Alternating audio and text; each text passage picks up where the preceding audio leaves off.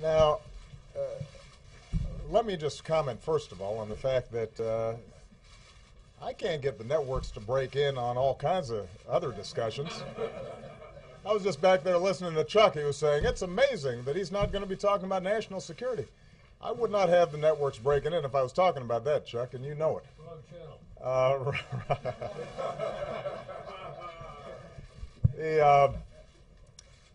As many of you have been briefed, we provided additional information today about the site of my birth. Now, this issue has been going on for two and a half years now. I think it started during the campaign. And I have to say that over the last 2.5 years, I have watched with bemusement. I've been puzzled at the degree to which this thing just kept on going. We've had every official in Hawaii, Democrat and Republican, every news outlet that has investigated this, confirm that, yes, in fact, I was born in Hawaii, August 4th, 1961, in Kapiolani Hospital. We've posted the certification that is given by the state of Hawaii on the internet for everybody to see. People have provided affidavits that they, in fact, have seen this birth certificate, and yet this thing just keeps on going. Now, normally, I would not comment on something like this because obviously there's a lot of stuff swirling in the press at any given day, and I've got other things to do.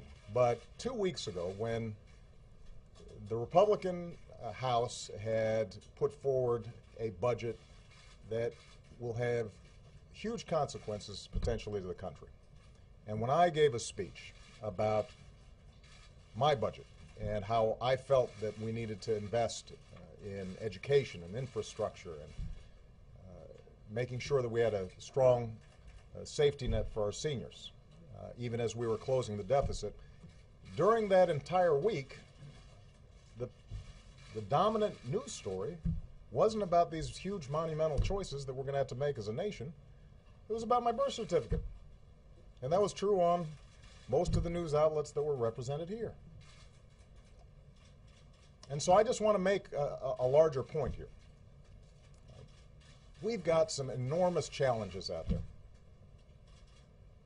There are a lot of folks out there who are still looking for work. Everybody is still suffering under high gas prices. We're going to have to make a series of very difficult decisions about how we invest in our future, but also get a hold of our deficit and our debt. How do we do that in a balanced way? And this is going to generate huge and serious debates, important debates.